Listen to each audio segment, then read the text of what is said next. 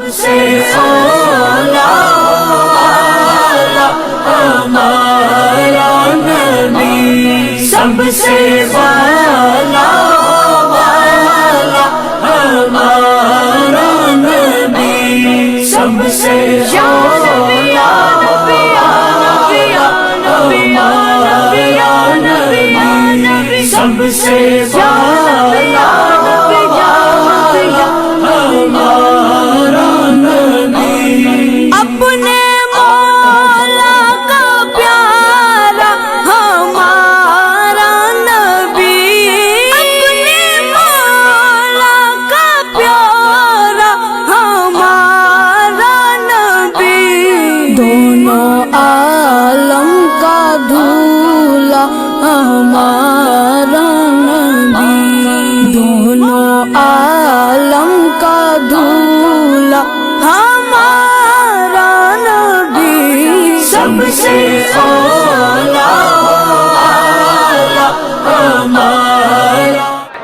الصلاة والسلام عليك يا سيدي يا رسول الله، الصلاة والسلام عليك يا سيدي يا حبيب الله، الصلاة والسلام عليك يا سيدي يا سيدي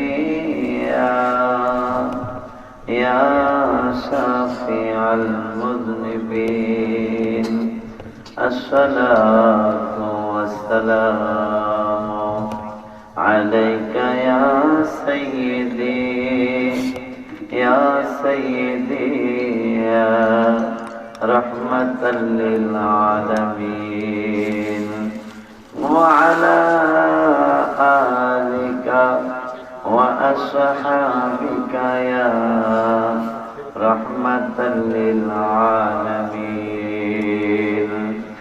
الحمد لله رب العالمين، والعاقبة للمتقين، الصلاة والسلام على من كان نبيا وآدم بين الماء والطين، فقد قال الله تعالى في كلامه المجيد وفرقانه الحميد، محبت قول أعوذ بالله من الشيطان الرجيم، بسم الله الرحمن الرحيم. والذين آمنوا بالله ورسله أولئك هم الصديقون والشهداء عند ربهم، لهم أجرهم ونورهم. والذين كفروا وكذبوا بآياتنا أولئك أصحاب الجحيم.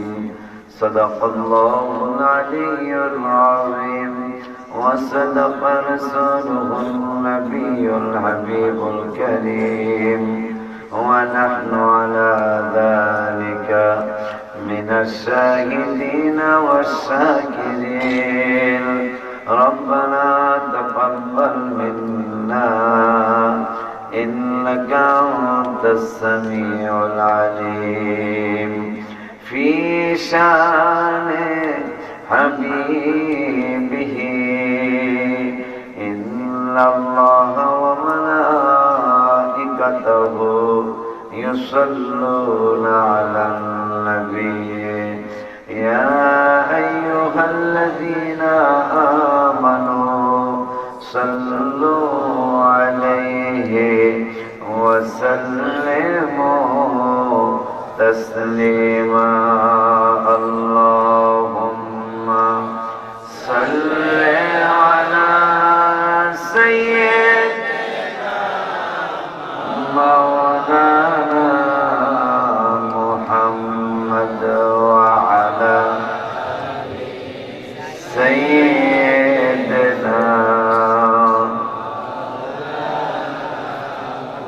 أرجو محبة قرون اللهم صل على سيدنا ما شاء الله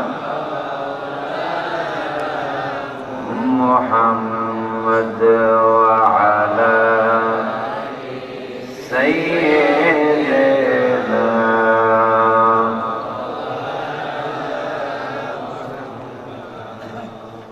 أغرني وغرهاني غلام में أنت सुल्तानी दिगर चीजे नमी दानम अगितनी या रसूल अल्लाह अल्लाहुम सल्ले अला सय्यिदना मौलाना मुहम्मद व अला सय्यिदना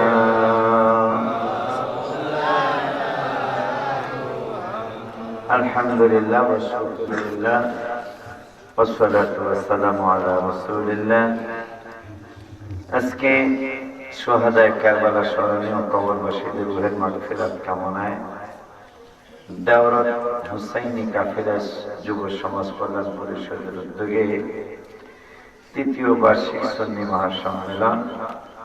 সম্মেলনের সম্মানিত সভাপতি জনাব মোহাম্মদ শফিকুল ইসলাম সাহেব, নবনির্বাচিত জননন্দিত চেয়ারম্যান 13 নং মন্ডল ইউনিয়ন, প্রধান মেহমান জনাব মোহাম্মদ আব্দুল সালাম সাহেব, প্রতিষ্ঠাতা সালাম বাজার খানদুরা, সহ সভাপতি বৃন্দ জনাব মোহাম্মদ আব্দুল কাইয়ুম আসিফুল সাহেব, জনাব মোহাম্মদ ফারুক মিয়া সাহেব, জনাব মোহাম্মদ ফিরদিস আলী সাহেব সহ আজকের মাহফিলে বিশেষ অতিথি, বিশিষ্ট চিন্তাবিদ মুফাসসির কোরআন হযরত মাওলানা মুফতি আলমগীর হোসেন সাহেব সাহেব, খতিব বাইতুল আমান জামে মসজিদ হবিগঞ্জ।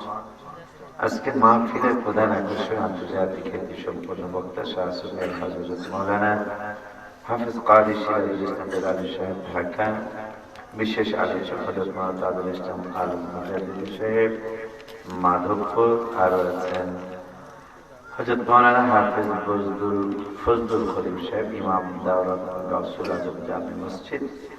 উপস্থিত হয়েছেন জননন্দিত মুফাসসির কোরআন, আমি যার দাওয়াতে আসছি আর কি, যদিও আপনাদের গ্রাম থেকে দাওয়াত দিছে আমাকে আমাদের এই হুজুর সুলাইমান খান দাব্বারি মাদ্দাজিল্লাহুল আলী, যিনি লন্ডন পর্যন্ত গিয়ে আসছেন। আলহামদুলিল্লাহ বলুন। আমার ভাই, আপনাদের হবিগঞ্জের গর্ব, উনি আহলে সুন্নাত ওয়াল জামাতের একজন আমাদের নেতা, আমার ভাই আলহাজ হযরত মাওলানা সুলাইমান খান দাব্বারি সাহেব কিবলা, আমন্ত্রিত অতিথিবৃন্দ, আমার মেম্বার ভাইরা, সকলে নামা নিলাম না, নবনির্বাচিত অনেকগুলো মেম্বার আছে, সকলকে শ্রদ্ধার সাথে স্মরণ করছি। আমন্ত্রিত ওলামায়ে কেরাম সকলকে শ্রদ্ধার সাথে স্মরণ করছি। নাত শরীফ যিনি পড়েছেন আমার বাবাকেও স্মরণ করছি। আহ্বায়ক শাফিউল কালচার মোহাম্মদ আব্দুল কাদের আল হুসাইনি বাবা সহ উপস্থিত আছেন অত্র এলাকার মুরব্বী বাবারা, যুবক ভাইয়েরা, সমবয়সী বন্ধুরা, ছোট্ট ছোট্ট স্নেহের কচি কচি বাবারা, পর্দার আড়ালে সরলা অবলা মা ও বোনেরা, সকলের খিদমতে আমার অন্তরের অন্তরস্থল থেকে আপনাদেরকে আমি সালাম বিনিময় করছি দ্বিতীয়বার। আসসালামু আলাইকুম ওয়া রাহমাতুল্লাহি ওয়া বারাকাতুহু। শুকর আদায় করছি আল্লাহর দরবারে যে আল্লাহ সকল বাধা বিপত্তি পার করে আপনাদের নেক মুখের ইমানদার ভাই বাবাদের দোয়া নেওয়ার জন্য এই দাওরাত গ্রামে আমাকে আল্লাহ আসার তৌফিক দিলেন। ওই রব্বুল আলামিনের দরবারে শুকরিয়া আদায়। আমি সহ আমরা সকলেই পড়ি আলহামদুলিল্লাহ। আব্বাজান, এই পৃথিবীতে আমরা ছিলাম না, আছি এখন, আবার কিছুদিন পর আমরা বিদায় নিয়ে চলে যেতে হবে, কিন্তু নিয়ে যাব। আবার আজকের মাহফিলও দেখলাম কবরবাসীদের রুহের মাগফিরাত কামনায়।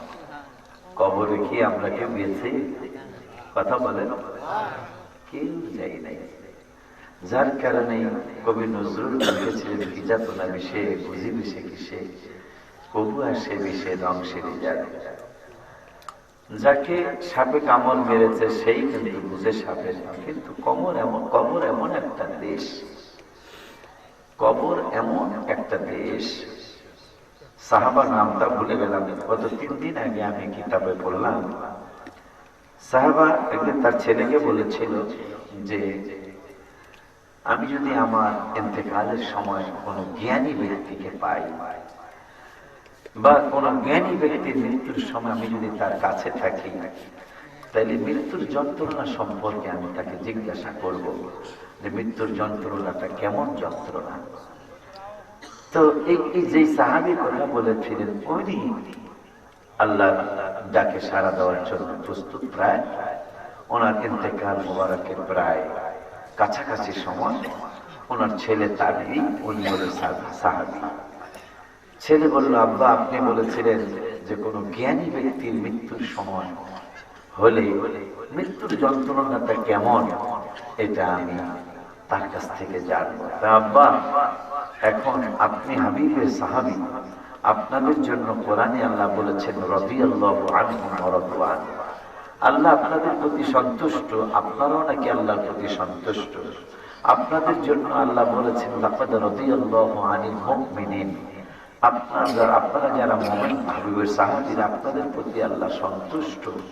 আপনাদের ব্যাপারে আল্লাহ বলেছেন ইন্নাল্লাহা ইউবাইয়ুনাকা ইন্নামা ইউবাইয়ুনাল্লাহ ইয়াদুল্লাহি ফাওকা আইদিহিম, এটা আপনারা বায়াত হবেন, আপনাদের বায়াতের ব্যাপারে আল্লাহ কোরআনে ঘোষণা করেছেন। তা আমার দৃষ্টিতে যে জ্ঞানী ব্যক্তির মৃত্যুর সময় জিজ্ঞাসা করব যে যন্ত্রণাটা কেমন, তা আমার দৃষ্টিতে যেহেতু আপনি হাবিবের সাহাবী, আপনার কাছে আমি জানতে চাই, আপনার কাছে আমি জানতে চাই,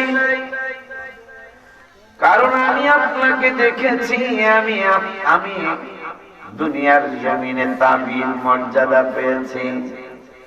ঈমানের চোখে যারা রহমাতুল আলামিনকে দেখে তারা হয় সাহাবী, সাহাবীদেরকে যারা ঈমানের চোখে দেখে এরা হয় তাবিঈ। আব্বা, আমি তাবিঈ, জ্ঞানে যা ধরেছে, আপনি আমার সামনে এখন বড় জ্ঞানী। আপনার ইন্তেকাল মুবারকের সময় হয়েছে, মনে হয় আপনি জানি কেমন কেমন করেন, জানতে চাই এই সময়টা আপনার কেমন লাগে। আব্বা ডেকে বললেন, বাবা সময়টা কেমন লাগে শোনো, আমি আমার মুখ দিয়া নিঃশ্বাস ছাড়তে পারি, নিতে পারি, আমার নাক দিয়া নিঃশ্বাস নিতে পারি, ছাড়তে পারি, কিন্তু আমার বর্তমানের নিঃশ্বাসটা আমার মন বলছে নবীর উম্মতদেরকে জানায়া দিও, নবীর হাবিবের উম্মতদেরকে জানায়া দিও। আমার এখন বর্তমানের সময়টা আমাদের জন্য আল্লাহ বলেছেন, আমাদের প্রতি আল্লাহ সন্তুষ্ট। তারপরে শোনো, আমার বর্তমান শ্বাস প্রশ্বাসটা মনে হয় সুইয়ের যে ছিদ্র আছে, সুতা গাঁথার ছিদ্র, আমার শ্বাস প্রশ্বাসটা এই সুইয়ের ছিদ্রের মতো জায়গা দিয়ে মনে হয় শ্বাসটা আমি নিচ্ছি এবং শ্বাসটা আমি ছাড়তেছি, এর বেশি হবে না। জুয়েদে আমার নাকের ছিদ্রটা কত বড়, আমার মুখের ছিদ্রটা কত বড়, আমার এই মুখের শ্বাসটা কত স্বাচ্ছন্দ্যে আমি বের করতাম, নাকের শ্বাস প্রশ্বাসটা আমি স্বাচ্ছন্দ্যে বের করতাম। এখন সেই শ্বাস প্রশ্বাসটা, বাতাসটা সুইয়ের ছিদ্রের মতো জায়গা নিয়ে আমার মুখের দিকে আসে আর মুখের থেকে বের হয়। বাবা, বুঝতেই পারতেছ আমার কতটুকু কষ্ট হচ্ছে রে বাবা, এটা বুঝানোর মতো নয়। শুধু তাই নয়, সাহাবী আরো বললেন, যাদেরকে কবর দেওয়া হয়েছে, যারা কবর দেশে গিয়েছে, এই কবর দেশের মানুষগুলোকে যদি আল্লাহ একটু ছুটি দিত, যদি যে যাও দুনিয়ার জমিনে ধর্মমণ্ডল দেওরত এই নাসিরনগর থানায় মানুষগুলারে জানায় আসো কবরের অবস্থাটা। যদি কবরের বাসিন্দাটা কবরের আযাবের কথা, কবরের অবস্থাটা যদি দুনিয়ার মানুষদেরকে কবর থেকে ওইটা জানায় আসতে পারত, ওই দিন থেকে সারা বিশ্বের মানুষের খানা দানা, সংসার সমস্ত জিন্দেগি তাদের বন্ধ হয়ে যাইত, আর মানুষ খানা দানা করত না। কিন্তু মানুষ কি মরণের কথা আমি সব আমরা কি কেউ চিন্তা করি? কিন্তু মরতে তো হবে। বেঁচে থাকাটা অত্যন্ত কঠিন, মৃত্যু যে কোনো সময়, ঠিক কিনা? এই যে আপনাদের হবিগঞ্জের সারা বিশ্বের নাম জাদা, নাম করা মানুষ, দেখি মনে আছে, আমার তো মনে আছে, হবিগঞ্জ বৈদ্যের বাজার, মনে আছে? যিনি জাতিসংঘের একজন সুনামধন্য একজন ব্যক্তিত্ব ছিল, তাকে আমার মতো আপনার মতো একজন মানুষ হিসেবে তাকে মেরেছে, তিনি কিন্তু জানতে পারেন না। উচ্চ শিক্ষিত মানুষ, বাংলাদেশের একটা গর্ব। শুধু আপনাদের হবিগঞ্জের গর্ব ছিলেন না, তিনি যেই দলেই করুন, আওয়ামী লীগ করুন, বিএনপি, কিন্তু শিক্ষার দিক দিয়ে একজন ম্যান হিসাবে একজন দামি মানুষ ছিল বিশ্বের জমিনে। কিন্তু তিনি তো জানতে পারেন না যে বৈদ্যের বাজার গেলে আমাকে মেরে ফেলবে। জানতে পেরেছিলেন? জানতে পারেন নাই। এত বড় একজন নামি দামি মানুষ, যিনি অর্থমন্ত্রী হয়েছিলেন, অর্থের ব্যাপারে সারা বিশ্বে তার একটা সাইট, সুনামের একটা সাইট ছিল বাবা। তিনিও কিন্তু হঠাৎ করে চলে গেলেন। এবার করোনায়, যে গত বছর করোনা হলো, মন্ত্রী লেভেল থেকে শুরু করে, এমপি লেভেল থেকে শুরু করে যেই ডাক্তাররা চিকিৎসা করেছে, আজরাইল তোমাদেরও ছাড়বো না, কথা বলে। এমবিবিএস ডাক্তার অনেকগুলি মারা গেল, বড় বড় শিল্পপতি অনেকগুলো মারা গেল, অনেক। তবে গরিব মানুষ মারা গেছে কম। যারা রিক্সা চালাইছে, ভ্যান চালাইছে, অটো চালাইছে, ফুটপাত, হ্যাঁ করোনা হয়, মরবকা করোনাই হয়নি। সুবহানাল্লাহ কইবেন না? এদের করোনা হয়ই নাই।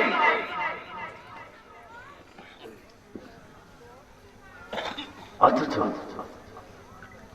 বিশ্ব প্রমাণ করে দিল, বেশিরভাগ টাকাওয়ালা মানুষ বাসায় এসি, গাড়িতে এসি, অফিসে এসি, সব জায়গায় এসি। করোনা কয় দরজা কেলে আমি ঢুকে যাবো, তোমার যতই দরজা আমার আটকাইতে পারবা না। আমার বাংলাদেশের এক কবি নাস্তিক মার্কা হয়ে গেছিল, নাম বলবো না, আমরা সবাই মোটামুটি শিক্ষিত পারছি, সবাই ওনার নামটা জানি। চুলা ছিল লম্বা লম্বা, পাটনা, সব চুলগুলি পাটনা ছিল, নাম নিতাম না আমি, নাইলে হ্যাঁ বক্তব্য থাকতে পারে। উনি এই আল্লাহকে বিশ্বাস করতেন না, রসুলকে বিশ্বাস করতেন না, নাস্তিক হয়ে গিয়েছিলেন। শেষ পর্যন্ত ইন্তেকাল বলা, হ্যাঁ হ্যাঁ হ্যাঁ ইন্তেকাল হলো না, এটা হলো মরা। মরার সময় তার বক্তব্য স্যার কি অবস্থা, আমাদের একটু ভয় লাগতেছে। ভয় লাগবে কেন তোমার? তুমি তো আল্লাহ মানোই না, তুমি ভাবছিলে আল্লাহ বলতে কিছু নাই। নাউজুবিল্লাহ বলবেন না? এইরকম প্রশ্ন করেছিলাম। সিরিয়ার বাদশা একটা একটা কনফারেন্স ডেকেছিল। বিশ্বের বিভিন্ন ধর্ম, বিভিন্ন রাষ্ট্রের থেকে বড় বড় ধর্মমন্ত্রীরা আসবে।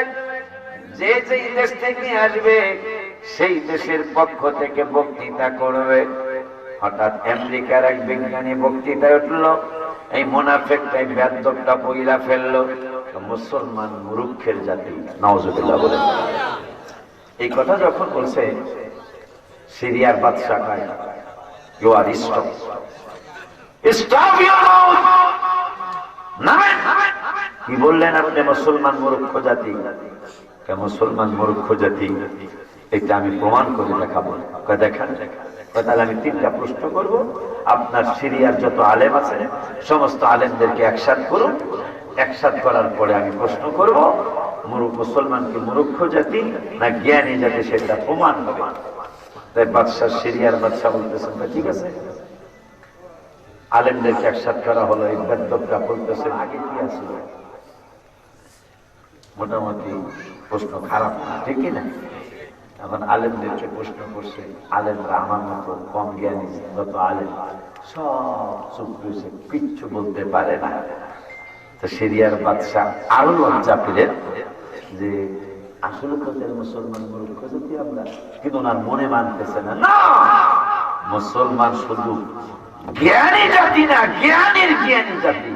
আমি যেই নবীর উম্মত, তিনি 6 বছর বয়স মোবারকে বলেছিলেন, আমি তালামিজ হয়ে পৃথিবীতে আসি নাই, আমি মুআল্লিম হয়ে পৃথিবীতে এসেছি। নবী সাল্লাল্লাহু আলাইহি ওয়াসাল্লামের বয়স মোবারক পৃথিবীর জমিনে, হাকিকতে তো কোটি কোটি বয়স মোবারক, বছর বয়স মোবারক, কিন্তু শরীয়তের দুনিয়ার জমিনে মাত্র 6 বছর ওমর মোবারক।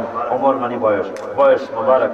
এই সময় নবী সাল্লাল্লাহু আলাইহি ওয়াসাল্লাম বললেন, আমি টিচার, আমি স্টুডেন্ট হয়ে পৃথিবীতে আসি নাই, আমি স্টুডেন্ট হয়ে পৃথিবীতে আসি নাই, আমি টিচার হয়ে পৃথিবীতে এসেছি।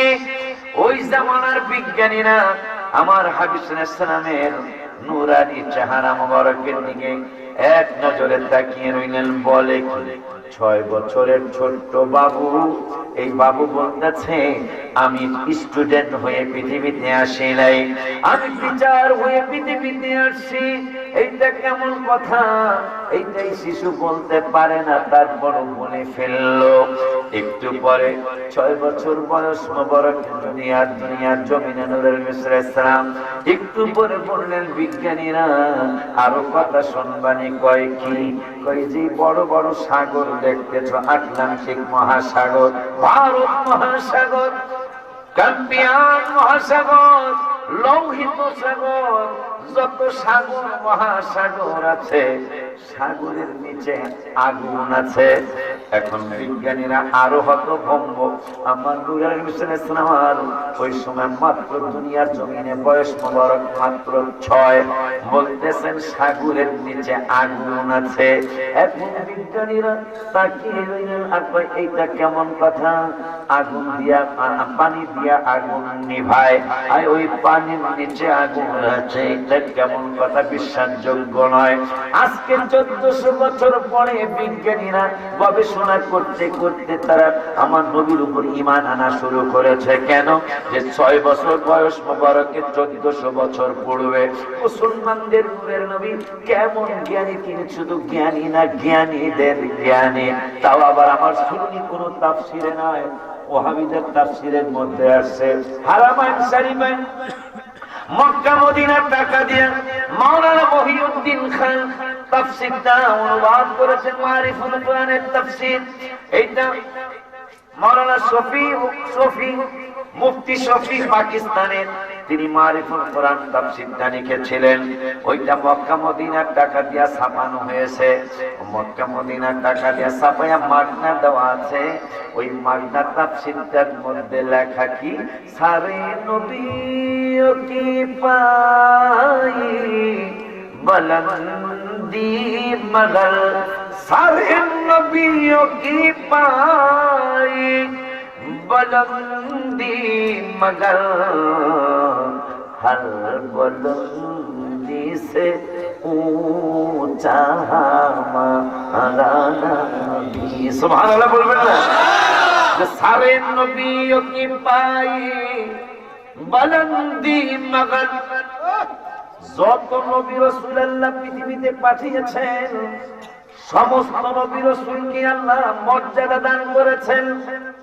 সারে নবীও কি পাই বুলন্দি মগর সমস্ত নবী রাসূলদেরকে আল্লাহ মর্যাদা দান করেছেন। হার বুলন্দি সে উঁচা সমস্ত মর্যাদা সমস্ত নবীদের মর্যাদা একসাথ করলে যা হবে, হার বুলন্দি সে উঁচা সমস্ত বুলন্দি একসাথ করলে যা হবে, আমার নূরের নবীর মর্যাদা একাই সমস্ত মর্যাদার চেয়ে বেশি। সুবহানাল্লাহ। আজকে 1400 বছর পরে বিজ্ঞানীরা গবেষণা করে আমার হাবিবের উপর ঈমান আনা শুরু করলো। ডক্টর মরিস বুখাইলি দা হান্ড্রেড একটা কিতাব লিখে তিনি যেই ধর্মে ছিলেন, পরে যদি আমার নবীর উপর ঈমান এনেছেন, 110 জন মহামনীষীর ইতিহাস জীবনী লিখতে গিয়ে দা হান্ড্রেড 110 জনের জীবনী লিখতে গিয়ে অন্য ধর্মের লোক হওয়ার পরেও তিনি আমার মুসলমান ধর্মের নূরের নবী, হায়াতুন নবী, জিন্দা নবী, রহমাতুল লিল আলামিনের 110 জনের মধ্যে নূরের নবীর নাম মোবারকটা 1 নম্বরে দিয়েছেন। যত মানুষ হয়েছিল, যত মানুষ হয়েছে, কিয়ামত পর্যন্ত যত মহামনীষী আসবে, আল্লাহ পাঠাবে, নূরের নবী সাল্লাল্লাহু আলাইহি ওয়াসাল্লাম হলো সকলের মধ্যে নাম্বার 1। আরো জোরে বলুন সুবহানাল্লাহ। আল্লাহু আকবার। খোদা নদীর আগমন, খোদা নদীর আগমন। শুধু তাই নয়, চাঁদে গেলেন নীল আর্মস্ট্রং, 2 জন বিজ্ঞানী চাঁদে গেলেন। হাবিব বিন মালিক আমার আবু জাহেলের দাওয়াত দিয়েছে, হাজার হাজার মানুষের মধ্যে হাবিব বিন মালিক আমার মতো এরকম একটা চেয়ারে বসা। তিনি হাজার হাজার মানুষদের কাছ থেকে জানলেন যে আবু জাহেল আমার চিঠি লিখছে, আমি যেই ধর্মে আপনারাও সেই ধর্মে। চিঠি লেখা একজন নূরের নবী সাল্লাল্লাহু আলাইহি ওয়াসাল্লাম শুভাগমন করেছেন। তিনি নাকি আমাদের বাপদাদার ধর্ম চুনকালি দিয়ে তিনি একটা নিজের ধর্ম প্রচার করতেছেন। ধর্মের প্রধান কালেমা হলো লা ইলাহা ইল্লাল্লাহ। আর তিনি নাকি নিজে বলতেছেন মুহাম্মাদুর রাসূলুল্লাহ সাল্লাল্লাহু আলাইহি ওয়াসাল্লাম, তিনি আল্লাহর প্রেরিত রাসূল। এই ব্যাপারে তোমাদের কাছে জানতে চাই, আসলে ওনারে আমি ডাকবো, কিন্তু ডাকার আগে তোমাদের কাছে জানতে চাই ওই রহমাতুল লিল আলামিনের ব্যাপারে একটু বলো। একজন আর একজন কয় আমি আগে বলবো, একজন আর একজন কয় আমি আগে বলবো, অথচ একজন আমার নূরের নবীর উম্মত না। সুবহানাল্লাহ। ওই কি তোমরা প্রতিযোগিতা করতেছো কেন? হয় আমরা হাজার হাজার মানুষ, আপনি আমাদের রায়হানাতুল কুরাইশ, আমাদের কুরাইশদের লিডার, আমাদের সকলের একজন নেতা। আপনি বলেছেন যিনি আজকে রাসূল সাল্লাল্লাহু আলাইহি ওয়াসাল্লাম দাবি করেছেন তার ব্যাপারে জানতে চান। একজনের উপর একজন দাঁড়ায় কয় আমি বলবো, সে কয় আমি আগে বলবো, সে কয় আমি আগে বলবো। হাবিব বিন মালিক কয় ঠিক আছে,